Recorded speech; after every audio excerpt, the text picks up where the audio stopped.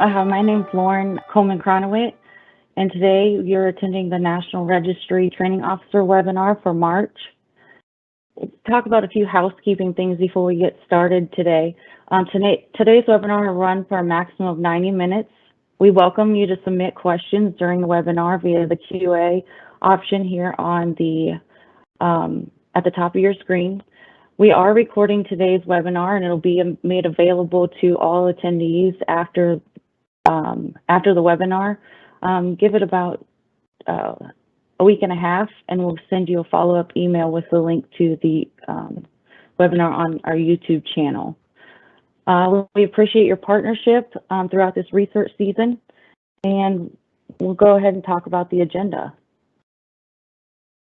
So today's agenda, we're going to view the roles and responsibilities of the training officers. We're going to talk about verifications, preventing lapse certification, active and inactive statuses, and what to do if you need support. And then we're going to welcome you to March. So I'm going to pass things over to Tammy Schultz so she can review the roles.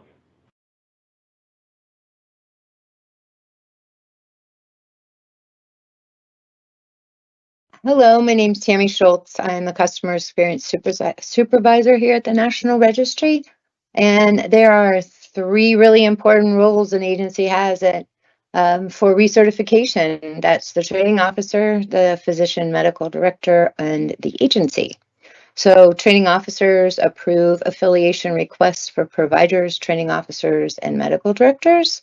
They will approve education and skills for the EMR and EMT levels, and the education for AEMT and paramedic levels. They also will approve inactive to active requests for the EMR and the EMT level. Medical directors have two important roles also. They are going to approve skills for AEMTs and paramedics for recertification, and approve AEMT and paramedic inactive to active requests.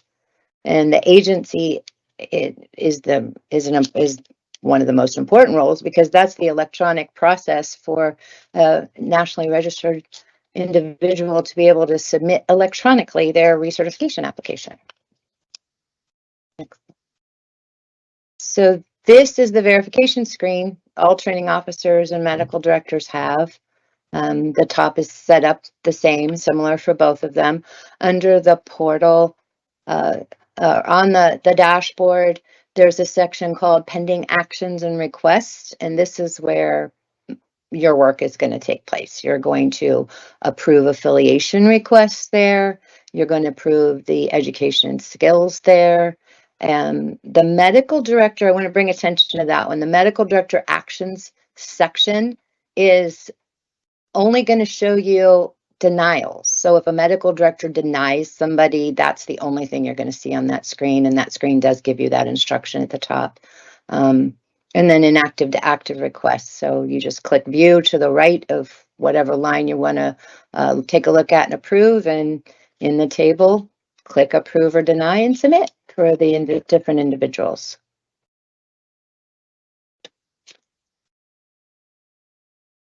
Medical director has, again, the same dashboard.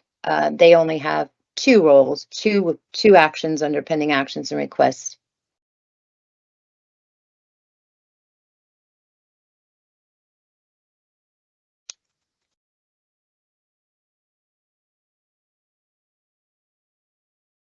Cute. They only have two. They'll have instead of the four, so they're not going to see medical director actions, and they're not going to see affiliation requests. And you can verify all those things between October 1st, or I'm sorry, you can verify the education skills between October 1st and March 31st or April 30th for reinstatement.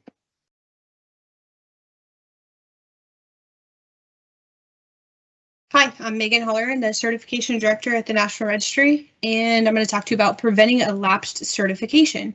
So the recertification season typically runs through March 31st. We open October 1st, and that's a 6-month window to go ahead and submit your application, put your application with education, submit payment, and also verify and validate your roster for skills in education as appropriate for medical directors and training officers.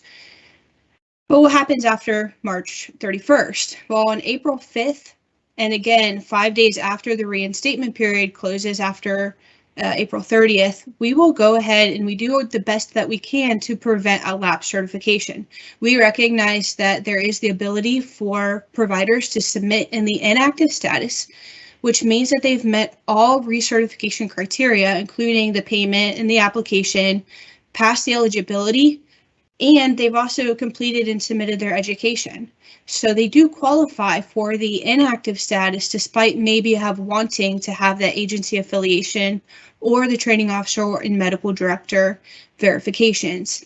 If that verification does not happen, what we do is we go ahead and grab and pull those applications into the National Registry, flipping them to the inactive status, which we will then assess their applications to make sure that their education is good to go, meeting all the recert criteria, and we will then go ahead and recertify them as appropriate. They will have the ability at any point during the year to go back to active status with just a simple request. So that you will receive that request as a training officer for the BLS levels, but your medical director will receive that request for the AEMT and paramedic level, for the ALS levels. If somebody does not meet education criteria, if we bring somebody in, we will incomplete them and try to get them a chance to correct that and resubmit. If it is after season or after May 5th, we will end up lapsing those and closing those accounts if they're not successful in returning those and meeting the criteria. All audits, so if somebody was audited, we do work with people to audit them, and we want everybody to be successful. That's what it comes down to. So we will state, it doesn't matter when somebody's audited, from October all the way through March. You have until March 31st to turn in all your documentation to complete your audits. And if you're audited during the reinstatement period in April, we'll give you an additional 30 days. So you have 30 days from the time that you're audited in April to satisfy that. We do need all audits resolved prior to June 1st. So this is your call to action. Go validate your rosters today. If you have not validated somebody, by validating them, you're assuring that they're signed off on their education and skills. You could see it maybe this way: if you employ them, that they probably hopefully are good with their skills and their education. If not, they are at risk of being recertified in that inactive status. Next slide, please. So we're going to talk about what to do if I have an incomplete application. So if we return your application and it is incomplete, you will, or the provider will, receive a message in their message center. So they need to log into their dashboard under My Certification and go check that message center. There is a specific message there. And this year we added the ability to be able to kind of free type a message to you that is really specific. It's not really a generic message. So you might see some generic message saying you don't meet the NCCP requirements, but I'm also allowed to go a lot further in depth and detail. Sometimes the provider will also receive an email in typical cases that their application was returned incomplete and that they need to go check their account and fix the problem, and that they can contact us for questions if they have any questions, and then they just need to resubmit their application. If they've been audited, then we will work with the providers to make sure that their documents are either uploaded, so they go back to their transcript, go ahead and click on edit for that course and make sure that there's an attachment to upload that document that supports the education. Once they do that, we're going to be able to see all those documents drop in and be able to view those on their application for their audit. It's the fastest and easiest way for us to review and clear audits is to do that electronically. Alternatively, they can send an email. It takes a little bit longer for us to go ahead and look and download and review all those applications, but that is possible too. If you're going to send in an email, it is audit@nremt.org, and that is in their letter that they receive in the message center when that they are audited. If you're a training officer or medical director and you accidentally verify a provider, you do have a button that allows you to remove your verification, but you will not be able to remove them after that application is received at the National Registry. So once they hit submit and we receive that application, that verification is final. We are not able to remove that. So be very careful. Make sure that you acknowledge and you read when you verify a provider.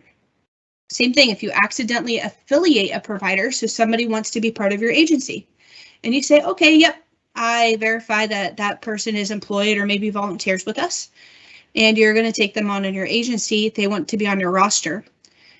If you accidentally affiliate or you find somebody that's affiliated on your roster that should not be, you are able to hit the remove button and they will be removed from your agency. You will no longer see them on your roster to manage. If you are locked out of your account, and the username and password feature is not working for you, so try the username and password feature first to reset everything. If that doesn't work, go ahead and email support@nremt.org and we will be happy to help you. If you're receiving technical errors within your account, so maybe a pop-up message or a page isn't working for you correctly, a verification isn't working for you correctly, or you just need simple help on how to do something, just let us know. Support@nremt.org. Let's go ahead and next slide. All right. We understand that the deadline is March 31st, so if somebody does apply on March 31st, that's no problem at all. Please know that the likelihood of being recertified by midnight on March 31st may not be guaranteed. For obvious reasons, there's a lot of applications that are turned in. We do the very best that we can to have all applications processed within 24 hours. However, if you apply, no problem. We will still review your application. We will, approve it if necessary and complete it if able, and then you are still going to be able to make any corrections and concerns. Again, we want everybody to be successful. Again, if somebody also applied on March 31st, you are still able as a medical director and training officer to verify and validate those skills in education up to April 5th.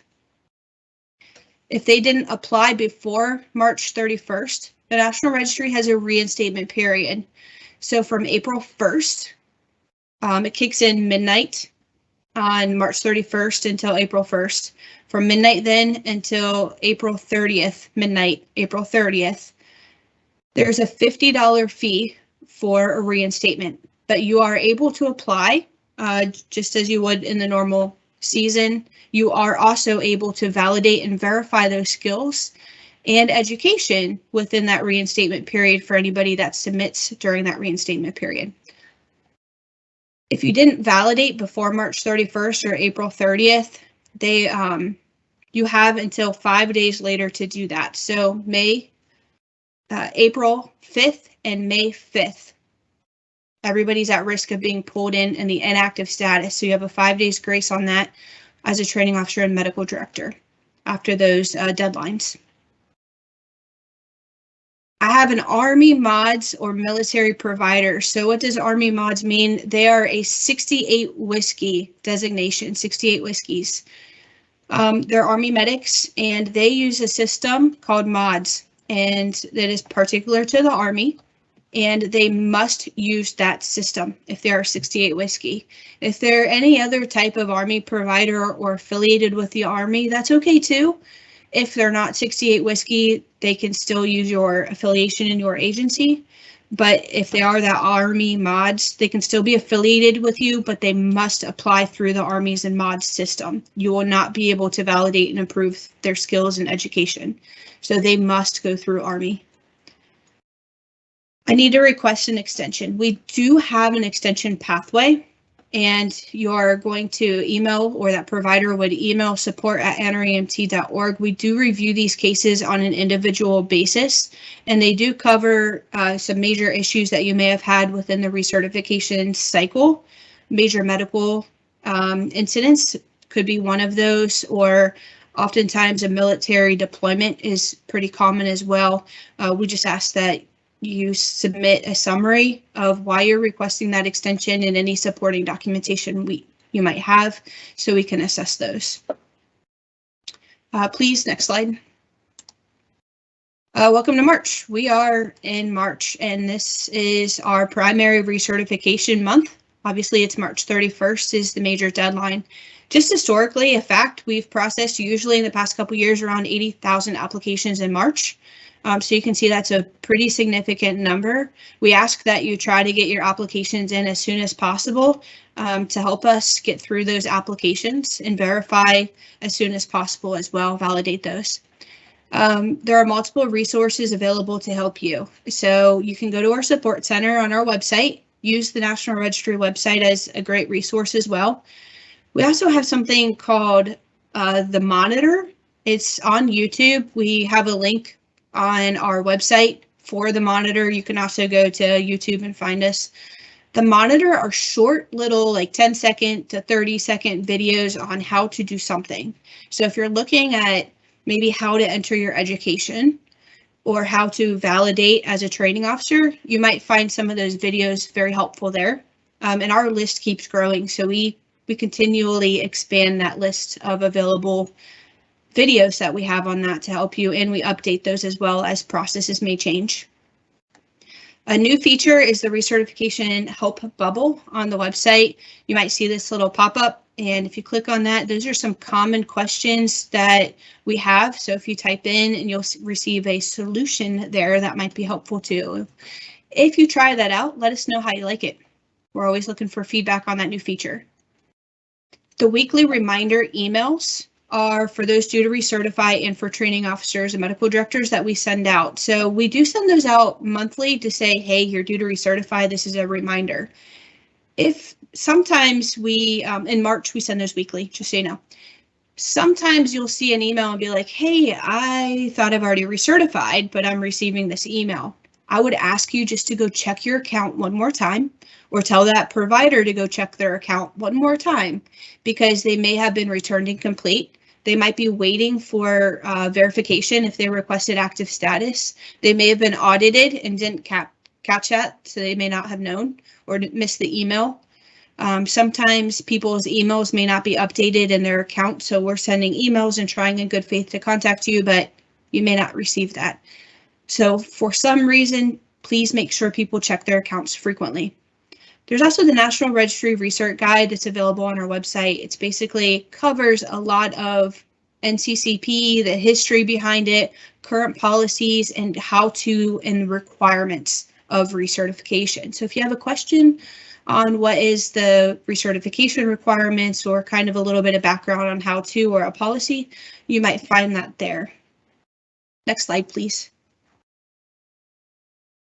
And just a reminder, Distributive Education is waived for this current 2022 season for EMT, AMT, and paramedics to March 31st. And we'll extend that into the reinstatement period, certainly for April 1st to April 30th. EMRs who are due on September 30th, they're waived as well. So if you're a training officer and you have EMRs, they're waived as well this year. However, a determination has not yet been made for 2023 and beyond. Okay, so if you, as of today, the best advice I could give you is adhere to the current NCCP standards with the distributive education. You can't go wrong with that. We'll take DE and non-DEOAs in case that those determination is not waived. So as of today, no decision has been formally made. We are expecting one hopefully by late spring to early summer. The National Registry really appreciates you attending these webinars. If you have any further questions after the webinar, please reach out to our support at nrmt.org. You can visit our website or contact us by phone. Again, thank you for all you do and getting through recertification season, and we hope that you have a great day.